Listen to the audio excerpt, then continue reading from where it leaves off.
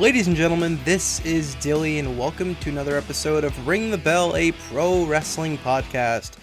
And boys and girls, it has been an eventful day. I'm recording this on Thursday, the day before it's being posted, and today alone has been a very eventful day in pro wrestling. Let me do a little rundown of what we're going to be talking about on the show today. So, of course, we're going to be talking about our news and rumors of the week, as we do. We're going to be talking about Vince McMahon's new lawsuit, which I'm sure everyone's heard about, and oh my god, do I have some things to say. And then we are, of course, going to be doing our Royal Rumble predictions, as Royal Rumble is this upcoming Saturday. Very excited. Lots going on right now, though, so we are going to get right into the show. But before I do, let's get a word from our sponsor this week. Ladies and gentlemen, this is Dilly Apparel. Here you'll find a little bit of everything. From hilarious tees to eye-catching hoodies, we've got something for just about every style. With graphics from various different projects and more being added all the time, surely you'll find something that fits you. Express yourself with Dilly Apparel, because life's too short to wear boring clothes. Visit dillyapparel.ca today and let your wardrobe do the talking. That's dillyapparel.ca. Let's talk about W, the game-changing energy drink that kicks sugar to the curb and leaves crashes in the past.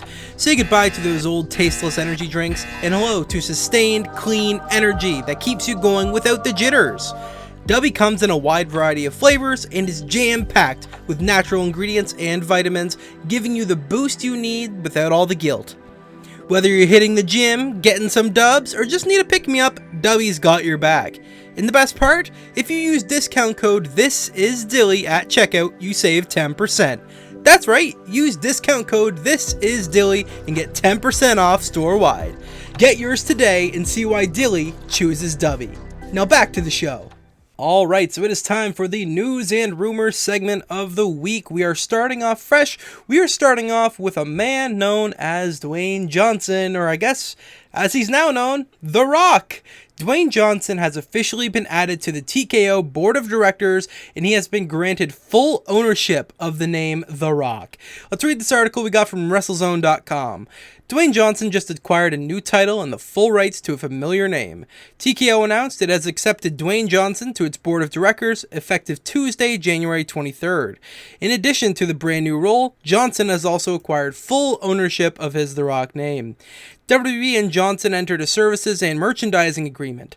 This provides for his promotional, licensing, and other service, and an intellectual property assignment agreement under which Johnson has secured the ownership of his trademark The Rock name. Very few people on the planet understand the convergence of sports, entertainment, media, and business like The Rock. We are proud to have him join the board to help him take our company to new heights, Vince McMahon said. Yikes. So we're not getting to the Vince stuff yet. We're gonna keep going through other news that's been coming up this week. So yes, Rock is now on the TKO board of directors, which means what exactly? I don't know. Does he have any sort of hold over WWE? Maybe. Does he have a hand in booking? I don't know if I'd go that far, but he's part of the company now. He's involved as much as he can be. And that's great. That's good to hear. Just as that was announced, it was also announced that Monday Night Raw will be coming to Netflix in 2025 in a huge deal. So the program has been shown on broadcast TV around 31 years, but bosses of TKO, the company formed when WWE merges UFC, obviously, have announced that Raw will be exclusive to streaming next January. Viewers outside the US, like me, will also be able to watch all weekly WWE shows and live events on the service. The company said that they would include pay-per-view specials including WrestleMania, SummerSlam, and Royal Rumble. It said the deal would affect fans in USA, Canada, UK, and Latin America first, before expanding to other countries later. So that's crazy. Raw and, as a whole, kind of, WWE is going to Netflix. It's wild. It really is crazy. So I have a lot of really mixed opinions on this whole thing because I'm just worried they're going to fuck it up. So Raw's going there. That's easy. You can put Raw on Netflix every week, once a week. I'm worried about the old content. Now, it has been said that apparently all of the old content is getting transferred to Netflix as well. I have a hard time believing that. I'm hoping that is what happens. Obviously, this isn't affecting US quite as much yet because everything will still be available on Peacock for a bit, at least until that deal dies off. But in Canada, where I live, we have the network still. We have WWE Network, which will be ceasing entirely next January when it moves to Netflix. And it's said that Netflix is kind of replacing it.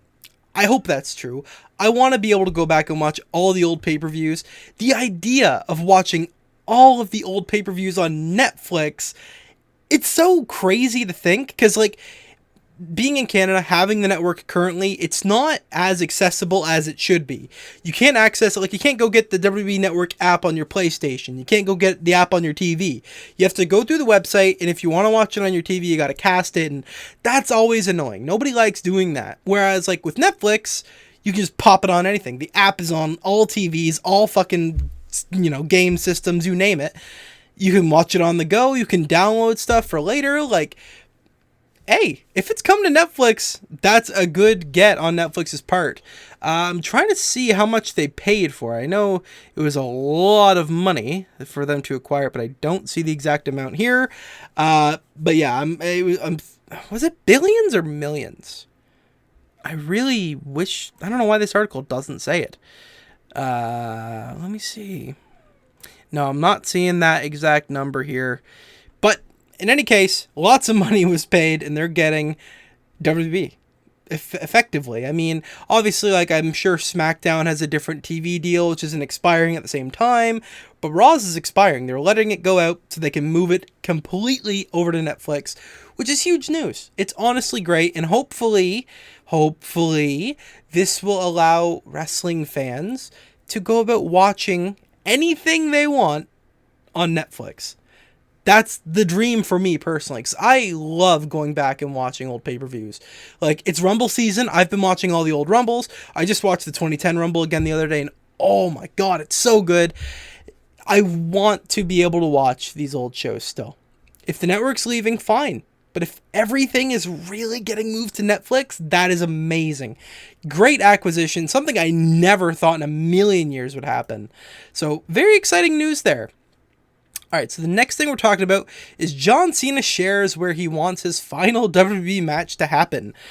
So John Cena knows he has more days as an active in-ring performer behind him than he does in front of him, which is why he pivoted from wrestling to acting years ago, winding down his WWE schedule.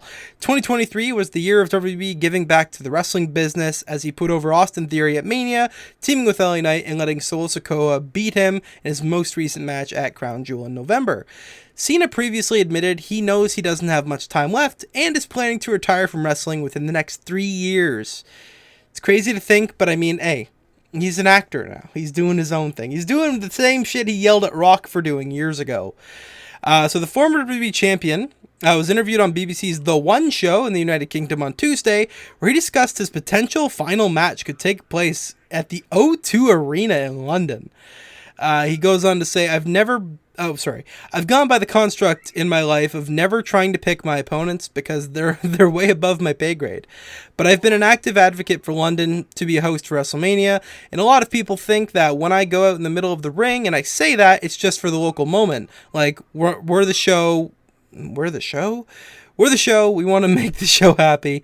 Fans in the UK, WWE fans, are the best. The fans in London specifically, they will let you know how they feel. And I don't think I'll be able to choose my opponent, but if I could choose a venue, it would be the O2 in London. I think he could be kissing a little bit of ass there. The main thing to really take from that is that he is admitting he is likely going to retire within the next 3 years. It's insane because obviously anybody who watches wrestling today, unless they're brand new to the product, likely grew up with John Cena. Like, he came into the company in 2002, 2001? Like, he came in a long time ago. Personally, me growing up, I was never like the biggest John Cena fan, like most people my age would have been that watched wrestling. I was more into like Jeff Hardy and CM Punk. Like, those were my guys. I've always been a little different, to say the least. Obviously, Cena's always been there, you know. I grew up watching him. Everybody did. Like my age, you know? It's just crazy, the idea that he's going to be done soon. It's kind of the thing, I've come to terms with it already, because obviously he hasn't been wrestling actively, but the fact that, you know, his last match is coming up, it's wild. And, I'm sure it's going to be a great send-off in either case. I don't know about doing it in London. I don't know how I feel about that, but hey, let me know what you think. And the final bit of news for the news and rumors segment we have for the week is Kevin Patrick has been released by WWE. Thank God, honestly. Kevin Patrick is no longer employed by WWE and has been released by the company. There's a bit of a long spiel here going on about what he was doing before, his real name. There's not really too much important to say about Kevin Patrick leaving. I think he was dealt a bad hand. They like bringing in people that don't know shit about wrestling and then firing them and then bringing in somebody else who doesn't know shit about wrestling. It's kind of a problem. Honestly, if you want my opinion, Kevin Patrick didn't have any business being there. He didn't have the chops. He wasn't good enough to do that. And it was just recently, I'm pretty sure, they started putting him away from Michael Cole, because obviously Michael Cole is the god of commentating. Everybody learns everything they learn from Michael Cole because he's been there for a dog's age and a half. I know recently they put Kevin Patrick alone on SmackDown with Corey Graves, and hey, Corey Graves is great too. He can carry a show. He can, correct any mistakes, make jokes in the process, that sort of thing. He can make it work. But Kevin Patrick he couldn't stand on his own. He couldn't stand on his own 2 feet. He couldn't do it without Michael Cole for sure. I mean, I'm sure he did the best he could, but there's no saving that. Nothing against Kevin Patrick. I mean, he wasn't the worst announcer ever. There's been a lot worse. I can say that with absolute certainty. But, Mike Adamle, I don't know if he was ever a proper announcer. There was that Jimmy Smith guy they had last year. Ugh.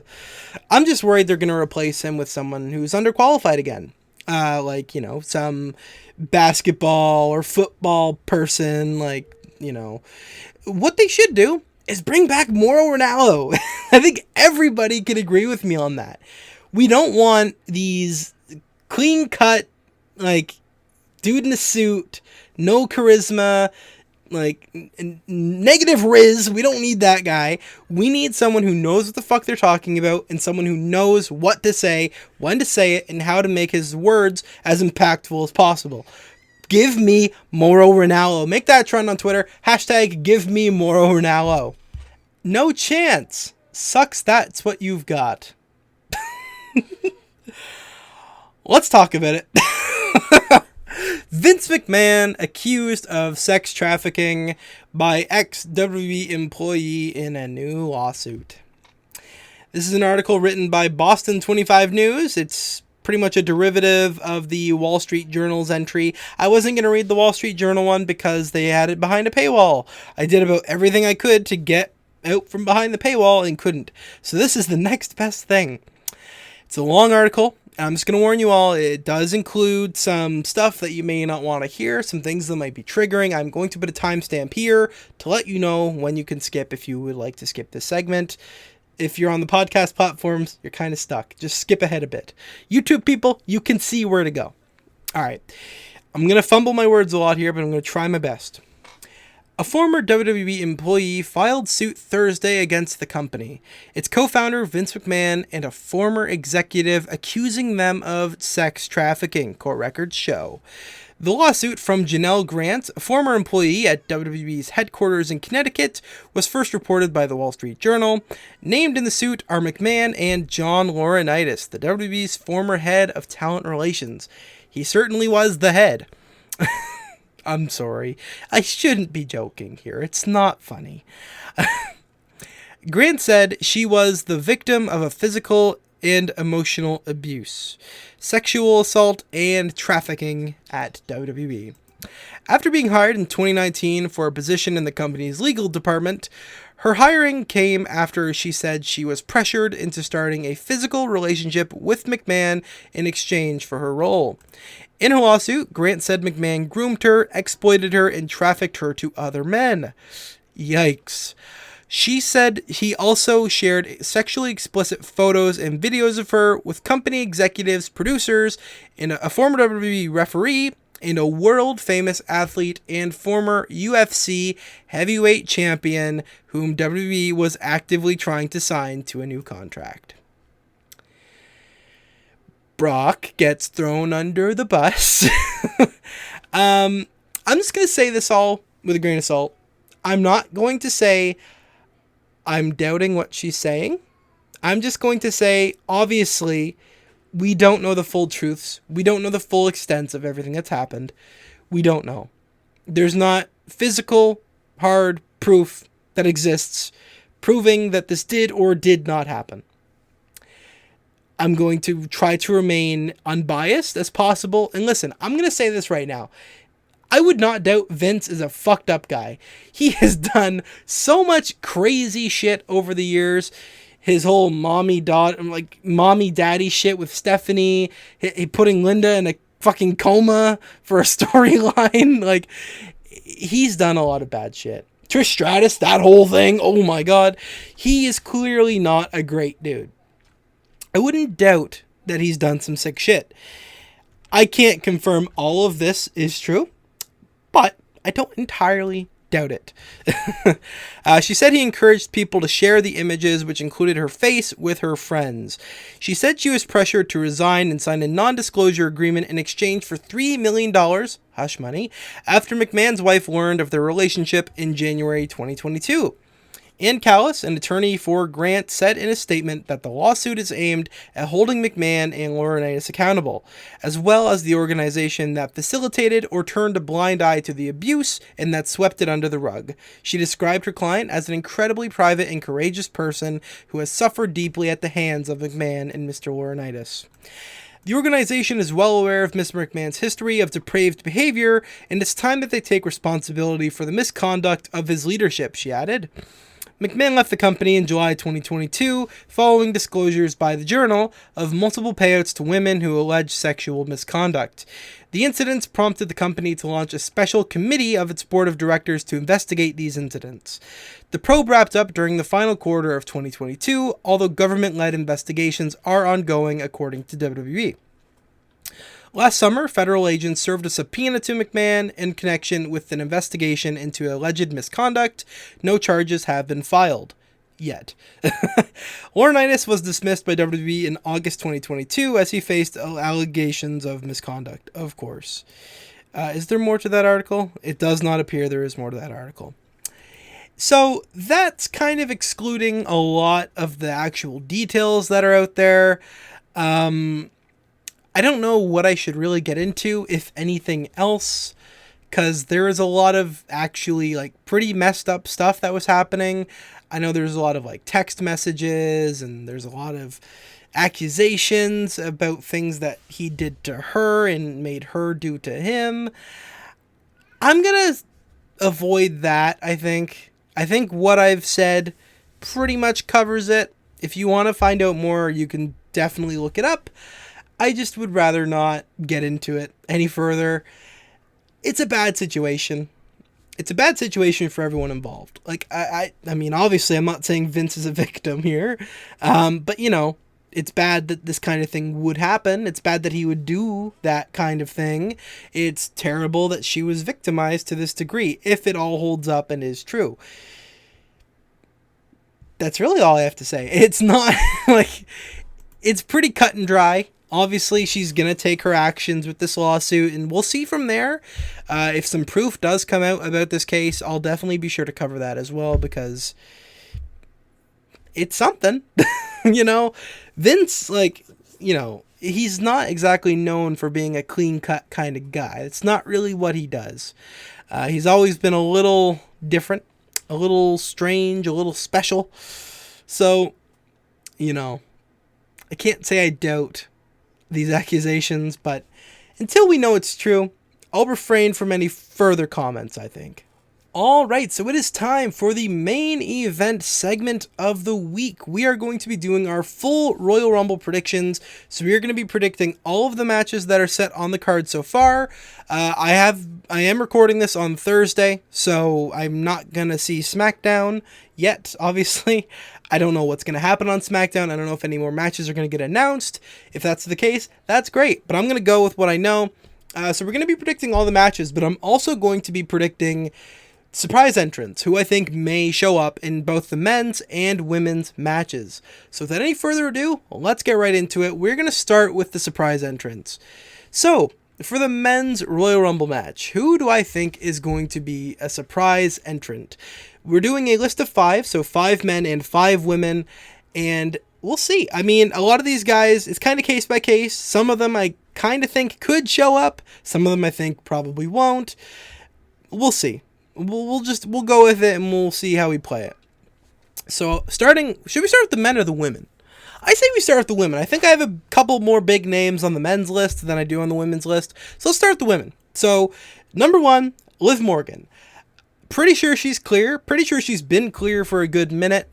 There's been lots of videos of her like doing workouts and stuff. And I mean, the whole getting caught with weed in her car that happened like a couple months ago, maybe a month ago, that was kind of a iffy thing. I kind of thought she was going to get suspended or fired from that. I don't think anything really came of it because, I mean, it's just pot. It's just pot. It's 2023. 2024. Who gives a shit? Liv Morgan, as long as she's clean, as long as she's clear, that's the word. I don't see why she wouldn't be in the Rumble, obviously. Number 2, I have Mickie James written down here, and so she's a bit of a weird one. So she just started working for OVW. I don't know if there's any kind of relationship between WWE and OVW at this point. Personally, I think it would be a good game for both companies, and here's why. So Wrestlers is on Netflix, conveniently where Raw is heading in the future. So Wrestlers, that show is obviously OVW, big deal.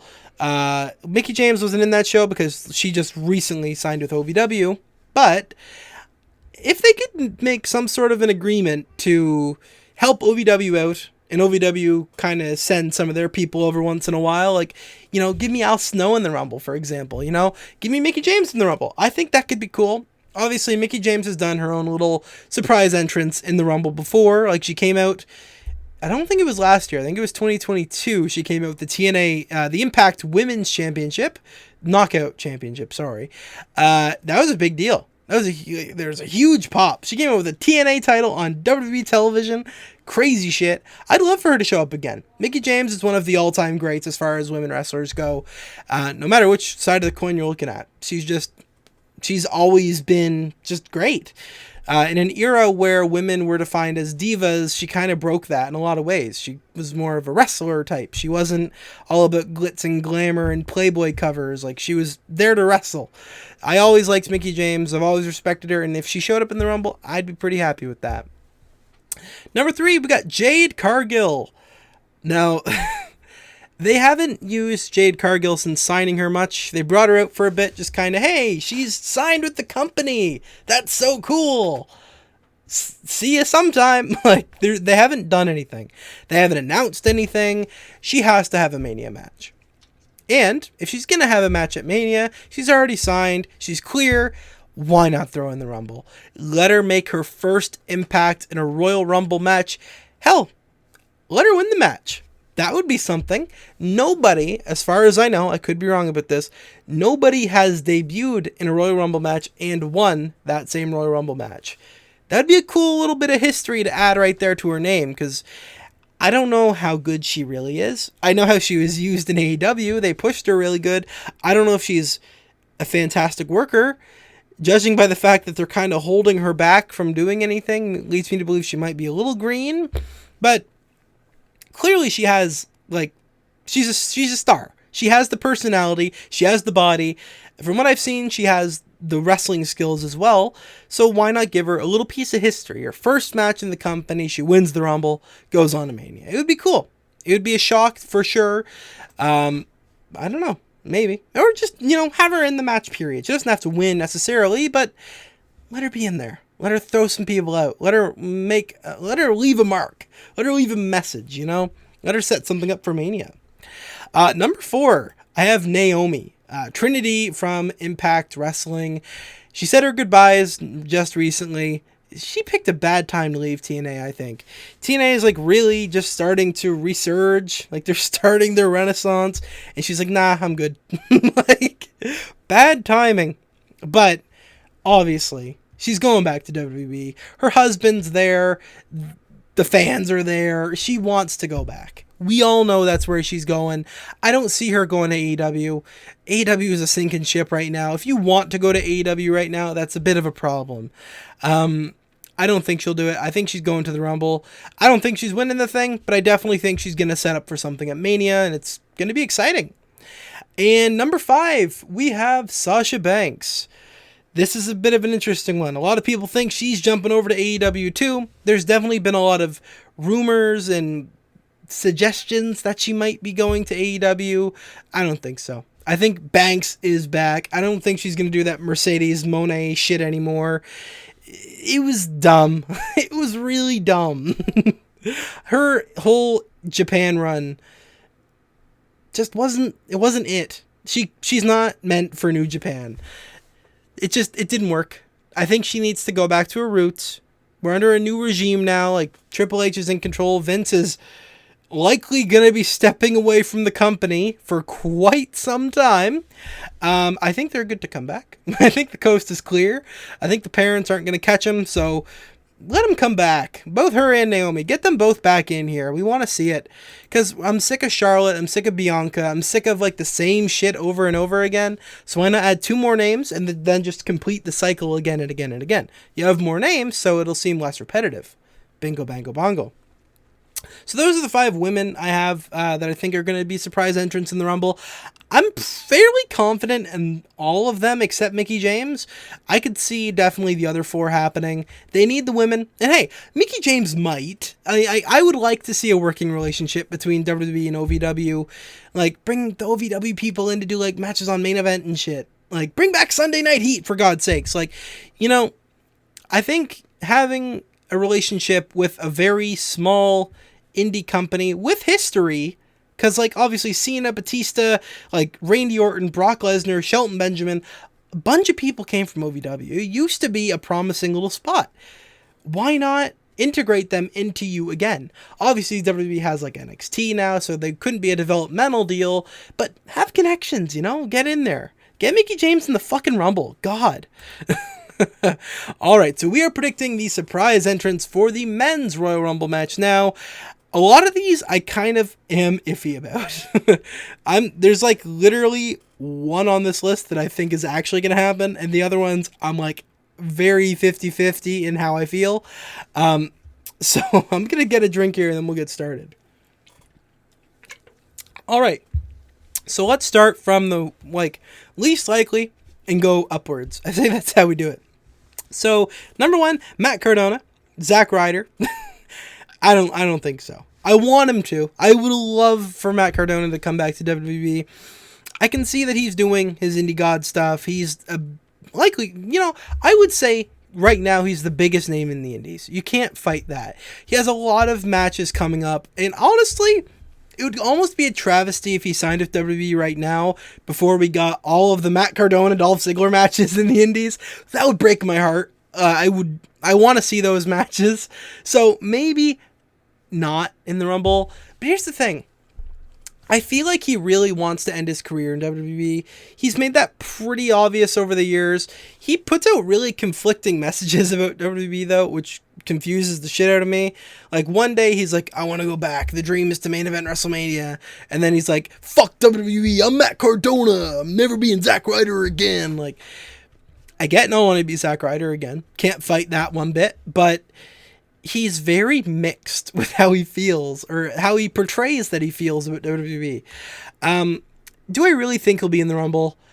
It'd be cool. Even if it's just a one-off. Like, I don't think they would do a one-off, but I mean, stranger things have happened. I wouldn't complain to see Matt Cardona in a Rumble.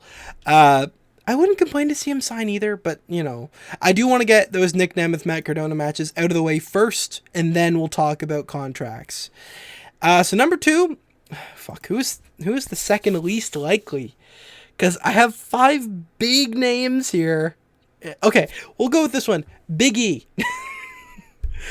Obviously, he broke his neck a while ago. He's been rehabbing since then. I would like to think that if he really wanted to get back into wrestling, he could probably get back into it by now.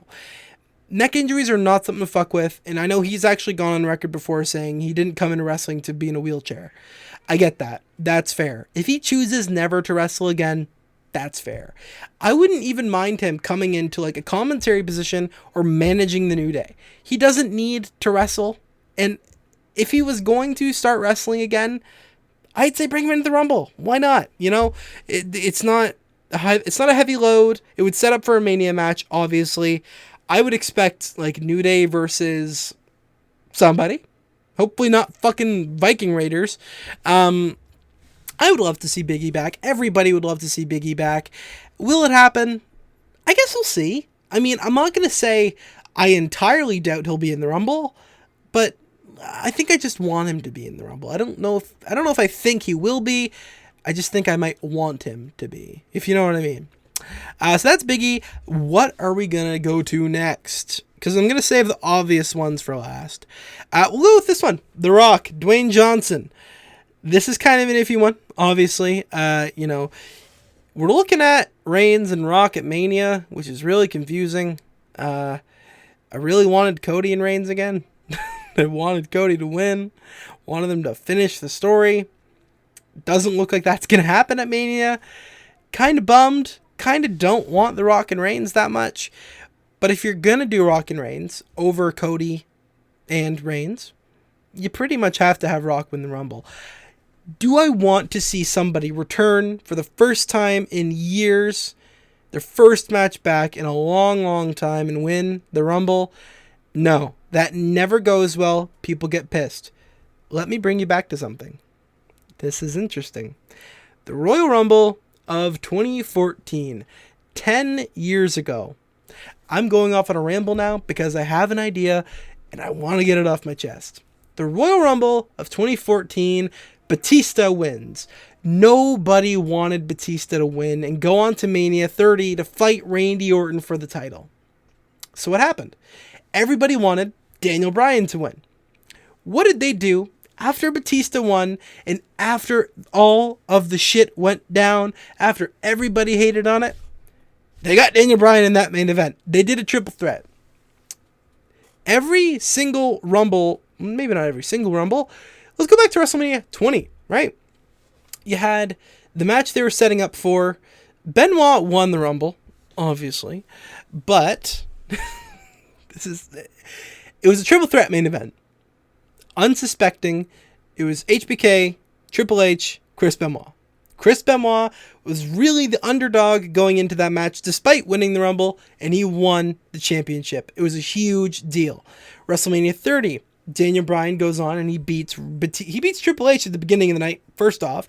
Then he beats Batista, he beats Orton, the whole underdog, didn't even win the Rumble, but he wins the main event of WrestleMania, wins the title. It's a big deal. What if you set up Roman Reigns versus The Rock? Let Rock win the Rumble. Give him his Batista moment. Let everybody turn on The Rock. And then Cody interjects himself to the main event. We get The Rock versus Roman Reigns versus Cody Rhodes in the main event of Mania. It could work. It could. The Rock, I don't think, can do a one-on-one match right now. I think he's very rusty, I would assume. Give him a triple threat at Mania and let Cody win. That way The Rock gets to fight Roman, Cody gets to finish the story, everybody's happy, and Cody's on the cover of a damn video game. Alright, enough of that. Let's go on to the next person who may enter the Rumble. Andrade! Yes! He has been gone from AEW for a good minute. Why would he not show up? Why would he not show up? Obviously, his wife's in the company. He used to be in the company. Some shit happened. He went over to AEW thinking the grass was greener. It wasn't, and now he's going to come back. It's pretty simple. I could very much see Andrade instead choosing to go back to like Mexico, do like some AAA stuff. I could see that, but I want him in WWE. Andrade is a fantastic worker. He's amazing. Everything about him. When he started off in NXT, like, I didn't know the fucking guy. His first match, I'm like, damn, that dude's a fucking star. Like, he's good. And then he had Zelina by his side afterwards, and he won the NXT title, comes to main roster, has a great US title reign, might I add, has a lot of great matches. He's a fantastic worker. I bring Andrade back. I want him back. Bring him in the Rumble. Make him feud with fucking Santos Escobar. That could be something. I'm not saying put all the Mexicans together, but that's kind of what they're doing. Like they got Ray in there. Ray's out now. He's not going to be in the Rumble. He's still hurt. But you got like Santos. You got like the other ones. He's with Garza and Humberto now. He was with what were it? Raul Mendoza? Is that one of the guys? And then DJ Z Mayon. I don't know. I'm just bad with names. I like to see Andrade interject himself into the whole LWO thing somehow. Set up like a big faction match at Elimination Chamber. Give him that. Maybe Mania. Maybe. All right. Let's get to the final person I think is going to be a surprise entrant in the Royal Rumble match. This one's iffy, but it's MJF. Listen. If you think for 1 second MJF is just injured conveniently at the beginning of 2024, but he's going to stay with AEW, you're fucking crazy. If the whole bidding war of 2024 was a real thing, his contract actually expired January 1st, he would have looked at the state AEW is in currently and he would have fucking left. He would have hightailed it. Adam Cole coming out and injuring him further, like obviously he was already injured beforehand. Adam Cole coming out and doing that to write him off. He's gone. He's with WWE. Guaranteed. Mark my words. This is the kind of thing I'm going to look really stupid when it turns out to not be the case, but I'm like dead set on this happening. I would bet money that MJF's going to show up. That's just my opinion. You can like it. You can hate it. You can do whatever you want with it. He's going to show up. That's my opinion. I had an honorable mention, but I already mentioned him. Rey Mysterio. He's still hurt. He's not going to be in the Rumble. All right, let's get into the actual show now. Very exciting. So we're going to start off with the United States Championship match, Logan Paul versus Kevin Owens. So this one they've been building up for quite a while now. I don't hate Logan Paul's U.S. title reign. Can I say that right quick? I think a lot of people are really against it. I'm really for it. I think the main reason I'm for it is because Logan Paul has such a huge fan base of people who drink Prime. It's numbers that count. It's not who the audience is. It doesn't matter if it's children. It doesn't matter. He has a huge audience, obviously. And I love the fact that you watch his podcast, Impulsive. The U.S. title's there. He's bringing wrestlers on all the time. That's cool as shit. Like, that is so dope that he's actually doing that. Like, he is bringing so much more mainstream media attention to WWE, and I don't think a lot of people really realize that or don't, like, take it into account for anything. It's really important, and it's really cool. Nobody's really been a split, like a celebrity in WWE actively. It's not a thing that happens. So it's cool. I like it. I like his U.S. title reign. He's not a bad wrestler either. He's a really good wrestler. Obviously, like we all know, he trains with Shawn Michaels end to end for his matches. That's okay. He's an attraction guy. As long as he can still do the matches good, who cares? I don't care that he wrestles like once a month. Doesn't bother me. He cuts a damn good promo. He gets heat. People hate him. And I think he's winning the damn match. I think there's going to be some shenanigans afoot. I think fucking Jake Paul's going to show up. I don't know about Jake Paul showing up. Although, Jake Paul just met John Cena. That's a thing that happened. Why would that happen? Huh? Why? Why would that happen? Cena might be in the Rumble. I didn't even think about that for half a second. Damn, he might be. Logan Paul's winning this match. I think they're going to keep this feud going because they're doing all the fucking KO's cast, the shenanigans. That's likely to play a role in the outcome. Get some more heat. You don't lose. Well, Rumble is like a big 4 or big 5 pay-per-view now. It is a big show. That is a match where you could definitely take the title off someone. I say why not just drag Logan Paul and Kevin Owens feud to like Chamber. Do a U.S. Chamber match. That's something like I think they have. Maybe they have. Do an Elimination Chamber for the U.S. title. Do that. Good idea. Get Kevin Owens in there. Let him win at Chamber in Perth. Bring the belt to Mania. Oh my God. They need to start doing those fucking multi-man ladder matches they did for like 2 WrestleManias in a row and then stopped doing. I don't know why they stopped doing that. Those were my favorite parts of WrestleMania for those 2 years they did them. If you were around for WrestleMania 31 and 32, those opening matches were such fucking bangers. Do that with the US title. Do it. Make the US title the fun belt. The Intercontinental title is like the prestige belt and the belt that Gunther is never going to drop. Fine. That's good. That's what that is. Make the US title the fun belt. Make it the Extreme Championship. Like, make it like, the fun belt. So yeah, KO is going to lose. It's not going to be clean. They're going to keep it going. Simple as that. The only other match they've announced other than the Rumbles is I hate the name of this championship. The Undisputed Universal Championship. I hate that. Call it the Undisputed Championship. Just fuck off. The Undisputed Universal Championship Fatal 4-Way match. We have Roman Reigns defending against AJ Styles, Randy Orton, and LA Knight. Yeah. Roman Reigns is winning. I mean, it's the Rumble. You're not going to end the longest reign of the modern era by, like, far at a Rumble. You're not going to do that. Who the fuck would do that? Tony Khan would probably do that. No. Not doing it. Reigns is winning. Obviously, the Bloodline's going to get involved. I think LA Knight's probably going to eat the pin. Just because they hate him. They keep thinking about pushing him. He's like... LA Knight is going to be one of those guys. I can just see it now. He's going to be a what if. He's not going to be a ever was. He's going to be a what if. He's never going to win the title. If he starts going after Seth's title, maybe. We'll see about that. He's never winning the Universal title. He's going to be the biggest what if. He's the biggest main event jobber they have ever had. And I hate saying that because I love LA Knight to bits. I want him with the championship. They don't care. He's a big name. He sells a lot of merch. You're not getting rewarded for it, kid. Get the fuck out of here. So yeah, Bloodline's going to get involved. LA Knight's going to eat the pin. Simple. Reigns goes on to Mania and he fights whoever wins the Rumble. Simple. All right, let's talk about the Royal Rumble matches in question. We are going to start with the Women's Royal Rumble. So already we named the women who are going to be in it. Liv Morgan, Mickie James, Jade Cargill, Sasha Banks, and Naomi. Those are the surprise entrants. Jade Cargill's winning. I'm calling it right now. I mentioned it earlier and I'm saying it again. She's winning. She's going on to Mania to fight Rhea. Or I have 2 predictions for the Women's Rumble. I think that's fair. I think when you're predicting a match with 30 people in it, it's fair to have 2 picks.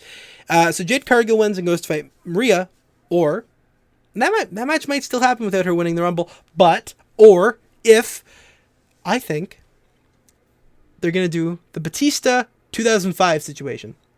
Now, if I could take you back in time for a minute, if you remember in 2005, we're not going to talk about the Rumble match where Cena and Batista both hit the floor at the same time. Vince came out and blew both his quads and then fucked a girl backstage.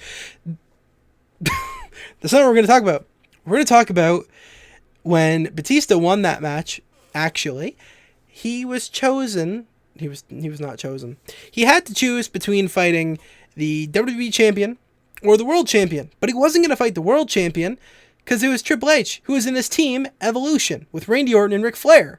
Obviously, you're not going to turn your back on Evolution. Or is he? He fucking did. I think Bayley could do that. They've been teasing a Damage Control breakup for a while now. Let Bayley have her Batista moment. Let her win the Rumble, because she hasn't won one yet, and I think it's deserved. Let her win the Rumble. Make it seem like, oh, I'm going to go fight Rhea. Yeah. Give her the 2 contracts like they did with Batista. Make her throw Rhea's to the side. Io versus Bayley at WrestleMania. Good story. That would work. I think the Jade Cargill thing would work too. I would love to see Jade Cargill versus Rhea at WrestleMania because both of their gimmicks is, ooh, I'm a powerful woman. That would be cool. But the Bayley situation would make a lot more of a story, and I think that's good. We'll see. If it's either Jade Cargill or Bayley winning it at Rumble, I'm good with it. It's cool. I'm good. All right. And last but not least, we are going to be predicting the winner of the Men's Royal Rumble. Lots of big names are in this match. Lots of big names are already confirmed. It's gonna be an interesting one. There's a couple favorites. Obviously, Cody wants to finish his story. Punk wants to win a Rumble. Gunther is a thing that exists. A lot of people are thinking Gunther is actually going to win the Rumble. There's been a lot of news stories reporting that the plans have changed for WrestleMania and Gunther is going to go fight Seth. That's a fake story. No. that's not the... No. Gunther is the IC champion. They're going to do something with that at Mania. Gunther ain't going to fight no fucking world champion. Gunther doesn't fucking need it. He doesn't. The Intercontinental title, I wouldn't say it's higher than the World Championship, but it's level. Same level. Who's winning? I have two picks. They're both obvious fucking picks. MJF. Just kidding. No. The Rock. No. Just kidding again. Nope. Cody. Cody wins the Rumble, finishes his story. That's really my main opinion. They keep going on about, oh, nobody's won 2 Rumbles since the 90s. Like, yep. You're right. It's going to happen. Or CM Punk wins. He goes on to fight Seth at Mania. Both. Those are my 2. I have 2, remember. That's how we do it. We got 2. Either way, the main events of night 1 and night 2 are going to stay the same. I mean, maybe not. I just thought of something. Can they really give Punk the main event of night 1 if Reigns is going to fight Cody and night 2? Because what about the women? The women aren't going to get a main event this year. Sad. Very fucking sad. Because whatever matches they're setting up for Reigns, like the match for Reigns is going to be a big deal no matter who's in it. It's likely going to be The Rock or Cody Rhodes. Those are pretty much the 2 options. CM Punk, if he goes on to fight Cody, which I would very much assume is what they're going to do because they've been setting it up. Like, I've been watching wrestling long enough. It's obvious that's what they're going to do. Who's going to win the Rumble? Cody or Punk. One of those 2. Because both of those matches have to happen at Mania. Watch, like, fucking Ricochet win the Rumble. Oh, man. I don't know. It's Cody or Seth. Yeah, Seth's going to win the Rumble and go on to WrestleMania to fight himself. That's going to be a good one. That's it. Those are my predictions. That was this episode. It was a fucking long one. Holy shit. Hope you all have enjoyed this one, though. Maybe next week there'll be another news story to cover about Vince McMahon. Maybe pictures of his testicles will come out. That'll be cool. What do you guys think is going to happen at the Royal Rumble, huh? Are you with me on who's winning? Are you not? Let me know. I have been your host. This is Dilly. Follow me on Instagram at thisisdilly, TikTok at thisisdilly. Everything is This Is Dilly, including the code for the dubby. Go to w.gg/, no, it's not slash, w.gg. Use the code thisisdilly at checkout to save 10% on your order. Yeah, I got that in. Hope you guys have enjoyed the episode once again. I'll see y'all soon. Ciao.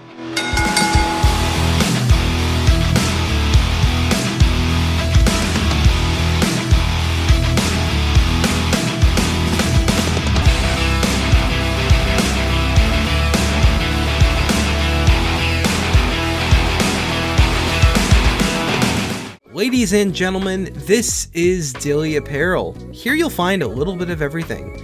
From hilarious tees to eye-catching hoodies, we've got something for just about every style. With graphics from various different projects and more being added all the time, surely you'll find something that fits you. Express yourself with Dilly Apparel, because life's too short to wear boring clothes. Visit dillyapparel.ca today and let your wardrobe do the talking. That's dillyapparel.ca. Let's talk about Dubby, the game-changing energy drink that kicks sugar to the curb and leaves crashes in the past. Say goodbye to those old tasteless energy drinks, and hello to sustained, clean energy that keeps you going without the jitters. Dubby comes in a wide variety of flavors and is jam-packed with natural ingredients and vitamins, giving you the boost you need without all the guilt. Whether you're hitting the gym, getting some dubs, or just need a pick-me-up, Dubby's got your back. And the best part, if you use discount code thisisdilly at checkout, you save 10%. That's right, use discount code thisisdilly and get 10% off store-wide. Get yours today and see why Dilly chooses Dubby.